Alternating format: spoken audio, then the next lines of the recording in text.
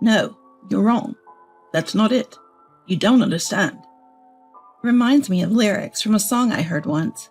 I shift my gaze back to the man standing before me, crying and apologizing. It's embarrassing that this sorry man is my husband. Well, that ends today. It's fine. It's fine. You look well. We'll get through this. My name is Cammie. I'm a 27-year-old office worker. I've been friends with my colleagues, Patrick and Allison, since we started working at the same company. We often hung out privately, but when Allison got a boyfriend, it was usually just Patrick and me. I always saw Patrick as just a good male friend. He saw things differently, though, and took me by surprise when he confessed his feelings for me. That confession made me start seeing him as more than a friend. Will you go out with me on a trial basis?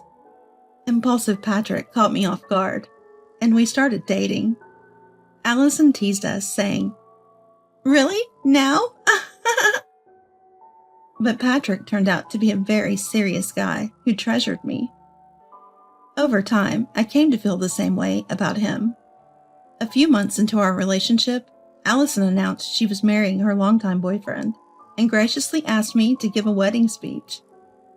"Cammie, you're next." Sure enough, the following year, Patrick and I decided to get married. Of course, I asked Allison to give a speech. Work was going well, and I was thrilled at the thought of spending the rest of my life with the man I loved.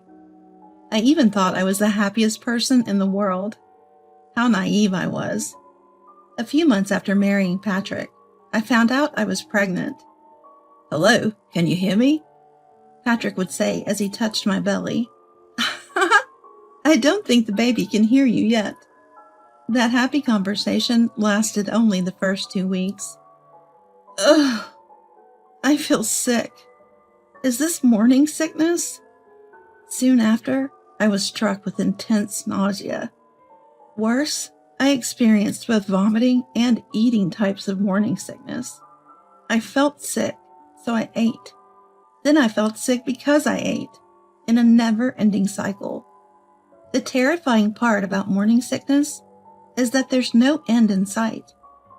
My phone's search history was flooded with questions like, when does morning sickness end?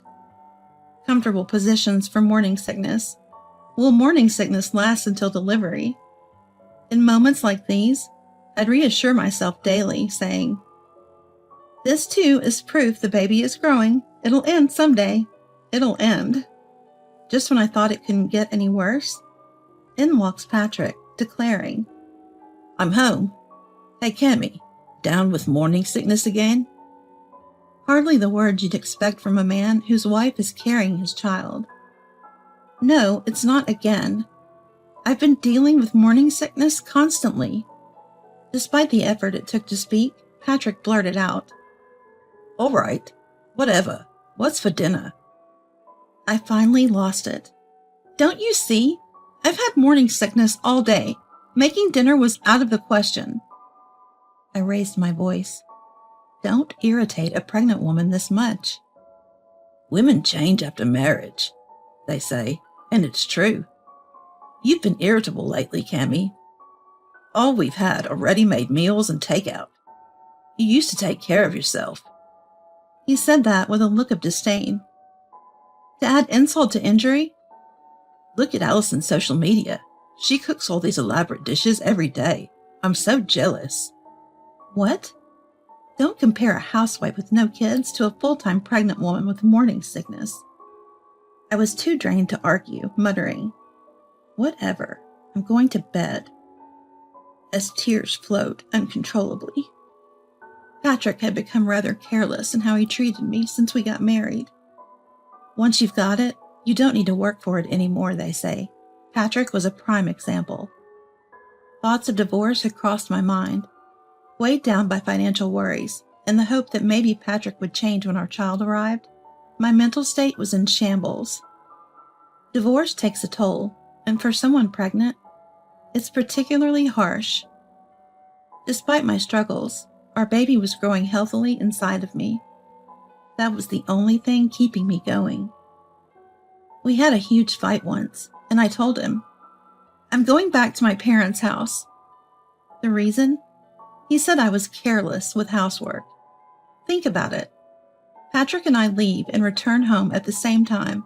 On top of that, I'm pregnant. Yet Patrick says, It's great coming home and having dinner ready. This infuriated me, leading to an argument. Most household chores fall on me anyway. Patrick's contribution is taking out the trash, I've gathered. I've told him to pitch in more, but he responded, Nah, I'm not good with that stuff. Then go back to your parents' house. Angry and at a loss for words, Patrick picked up his phone and started talking to someone. After a while, he handed me his phone with a smug look on his face. Here, take it. It's for you. I really didn't want to talk to the person on the other end, but she insisted. I grabbed the phone and was immediately shouted at. What do you mean, kicking my son out of the house? The caller was Patrick's mom, my mother-in-law, Stella. I can't stand her. Actually, I hate her. Most people would be shocked if they got yelled at like this, but not me. I told Patrick to leave because he said I couldn't go back to my own family's house. What's wrong with that? Why should Patrick be the one to leave? Fed up, I retorted. Is there any reason besides me not wanting to be with him? And why are parents getting involved in an adult fight anyway? Then I hung up on her. It's been like this since we got married. I try to keep the peace during family events, but Stella plays the victim, saying things like, My son's wife is so rude. I'm always the one getting hurt. As a result, I've been labeled the strict wife behind my back. Stella and I probably clash because we're too similar. We both say what we're thinking. Raised the youngest of all brothers, I turned out to be a strong-minded woman. And of course, Stella dislikes me for it, calling me unladylike and cheeky. I don't care what she thinks, but talking to her drains me, which is tough on my pregnant body. I seem to have drawn the short straw when it comes to both my husband and mother-in-law. I've had enough, I thought. Patrick knows how I am, so whenever there's trouble, he sends Stella to deal with me. Like children fighting, I thought to myself. Then one day, my morning sickness finally stopped. I don't feel sick anymore, thank God. But then, foolish Patrick said, Now, you can take care of the house. Experience is a cruel teacher, and I'd learned not to expect anything from him. The upside, I was less annoyed. I hadn't yet realized that my clueless husband would do something absurd after someone had said, Criticism is the best form of flattery. As I got further along in my pregnancy, my belly grew larger, and I started experiencing leg cramps and frequent bathroom trips. Yet every kick I felt filled me with joy. Though I had some bouts of morning sickness in my third trimester, they were mild compared to the first half. With the support of my colleagues, I managed to work until I went on maternity leave. I wasn't lucky with my in-laws, but I'm truly grateful to everyone at work. We'll definitely come see you once the baby is born and things settle down. Can't wait to hold little Cammy, my colleague said, which made me happy. I didn't trust Patrick and had no intention of relying on my in-laws, so I decided to give birth at my parents' house, a 2-hour drive away. My parents, eager for their first grandchild, couldn't wait for the arrival. My parents have a strong relationship. My dad, being strict, was tough on us siblings, but also showered us with praise when deserved.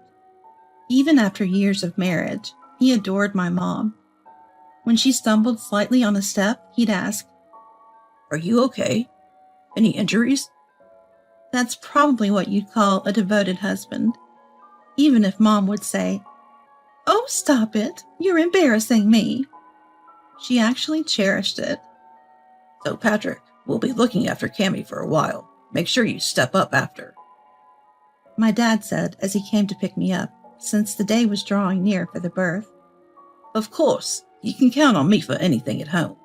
Thank you for worrying about me too. Patrick responded. My dad looked puzzled. I felt embarrassed. What does he mean? You can count on me for anything at home. Who cares about your well-being? You should be concerned about your wife and the child that's about to be born. I felt like my face was on fire from shame. If Patrick had one redeeming quality, it would be his ability to get along with anyone.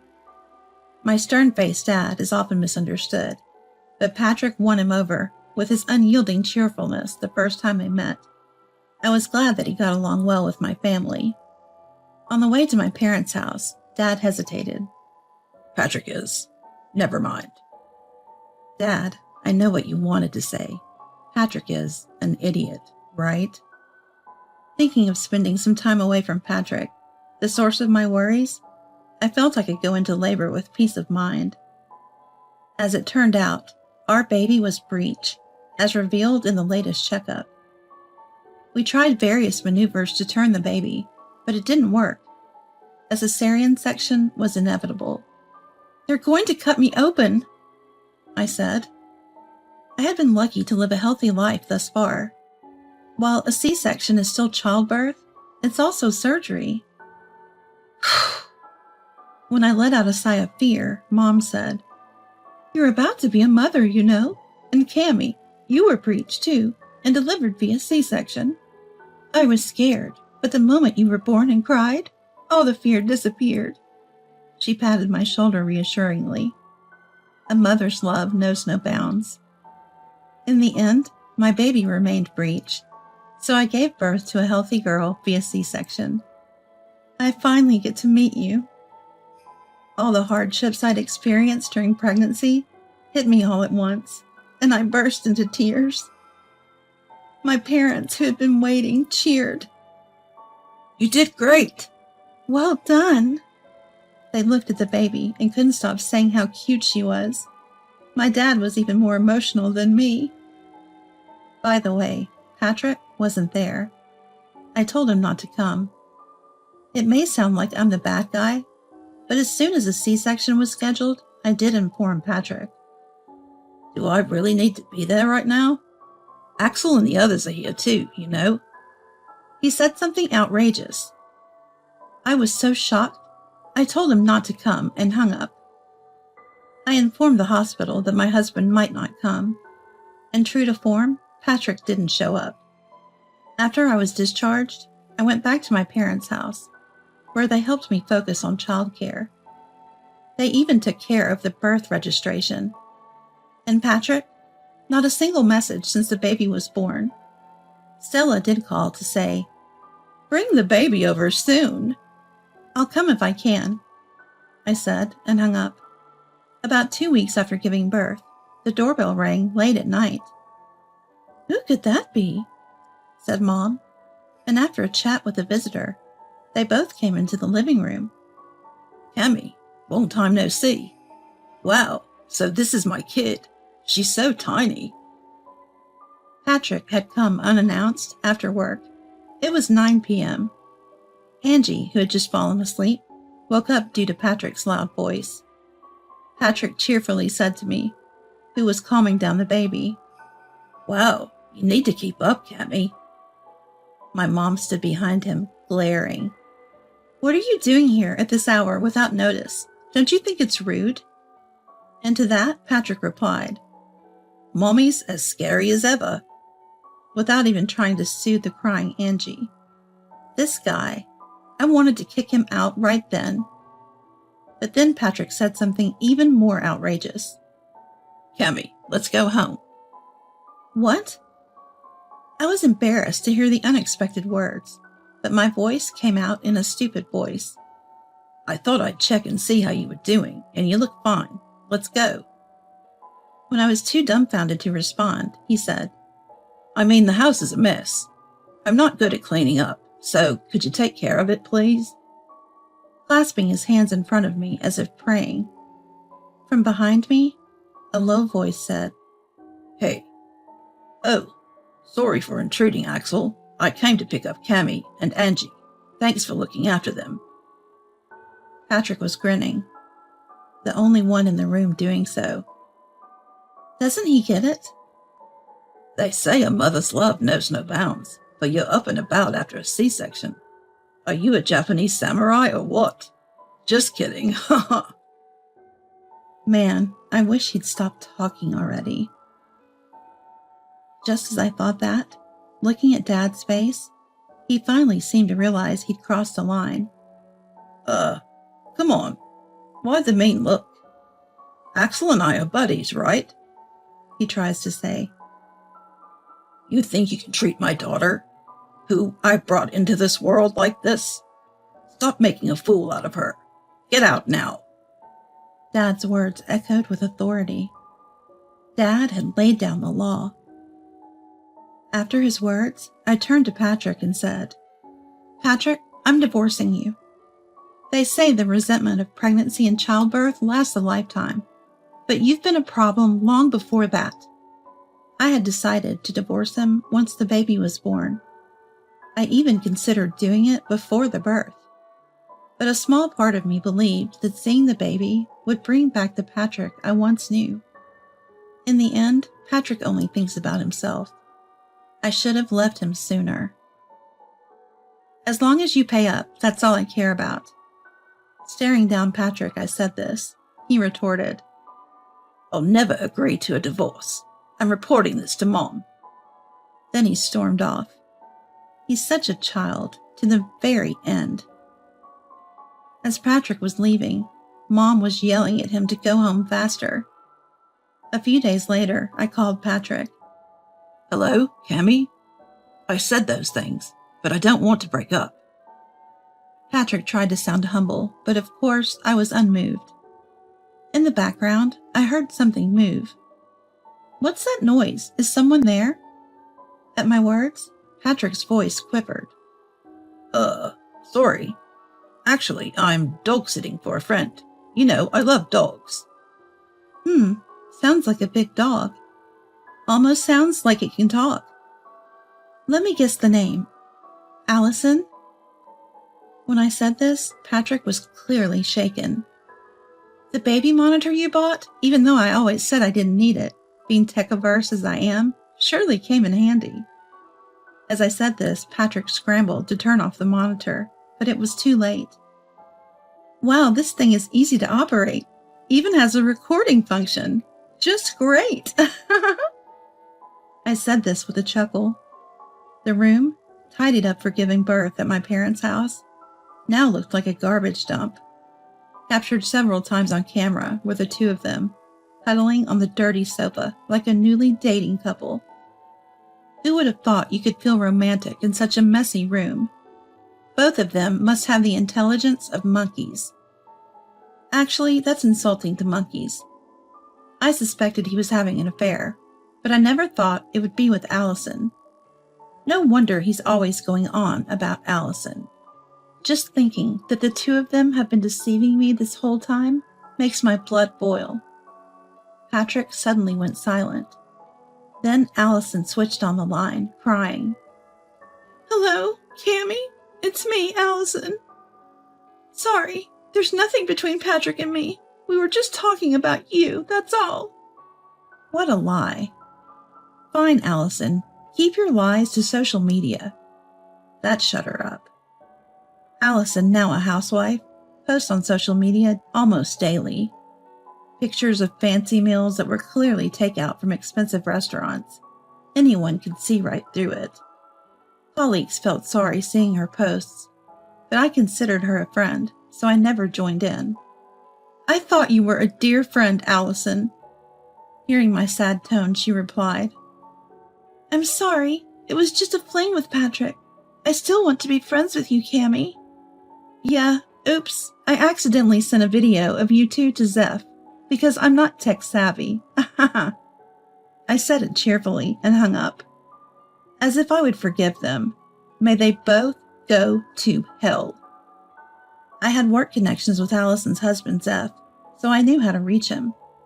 He contacted me right away, grateful for the evidence, and said they'd been suspecting an affair, too. We will definitely take action, he assured.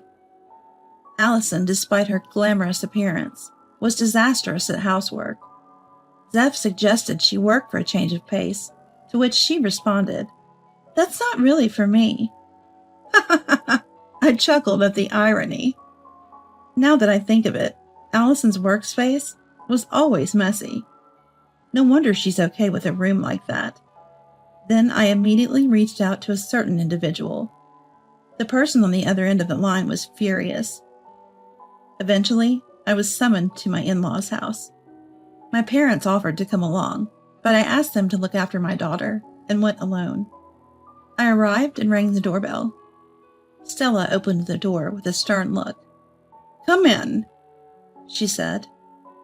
Inside, I saw my usually quiet father-in-law Lloyd and Patrick, who had a triumphant expression for some reason. Looks like Stella is going to scold me again, I thought. What an idiot. Stella broke the silence. "Patrick, you told me the reason for the divorce was that Cammie had changed her mind. Is it true that you had an affair?" Patrick gave me a look as if I'd spilled the beans. "Well, you see, it was just a fling. It's over now." He spoke, eyes down, in a subdued voice. Who could have guessed it would turn out like this? Stella looked visibly annoyed. The next second, "You idiotic son!" Stella slapped Patrick hard across the face. For a moment, he looked stunned, hand on his cheek, staring at Stella. "I hate cheating men more than anything in the world." Seems like Patrick found Stella's unprecedented anger scary. He turned to Lloyd for help, who coldly said, "Don't look at me. You brought this on yourself. Suffer the consequences." Lloyd himself was shaking at the sight of Stella's fury. The person I contacted was Stella. I knew she had a severe disdain for infidelity. During a death anniversary at our parents-in-law's home, the subject of cheating came up among family members. Only Stella reacted with an extraordinary level of anger. Everyone thought, she must have been cheated on before. "Patrick, ever since I got pregnant, you've only cared about yourself. Must have been busy cheating, I guess." Stella slapped Patrick again upon hearing those words. Realizing he was cornered, Patrick sobbed and said, "No, that's not it. I swear it's not." But of course I had no intention of forgiving him. Let him suffer. When the topic of alimony and child support came up, he pleaded. "I have no money, Cammie. Please forgive me." I looked at him and said, "It's all right. You look well. You'll figure it out." I threw back the same insensitive words he had said to me 2 weeks after childbirth, telling me to come home and clean the dirty house. Upon hearing this, Patrick burst into tears again. After that, I reported Patrick's actions to his company. They promised appropriate action, but not wanting him to lose his job and default on child support, I had him transferred to a notoriously tough labor-intensive subsidiary. His parents covered the compensation. Back at his parents' house, Patrick faced harsh treatment, especially from Stella, who had always been soft on him. It served him right. As for Allison, his affair partner, she got a divorce as well. Her reason for cheating with Patrick was resentment over my constant praise at work. Made no sense. After this, Allison was disowned by her family. "I can't pay. I have no money," she shamelessly said when asked about compensation, like that was an option. She's now working desperately to continue paying me and Zeph. My life's less glamorous now, but I couldn't care less about a friend like her. As for me, thanks to my parents' support, my daughter Angie is growing up fine. My childcare leave is about to end, and my parents decided to move closer to my workplace. We just want to be closer to Angie. But I know it's because they're worried about me. And honestly, I couldn't be more grateful. Things have been tough, but I'm committed to raising my daughter well as a single mother.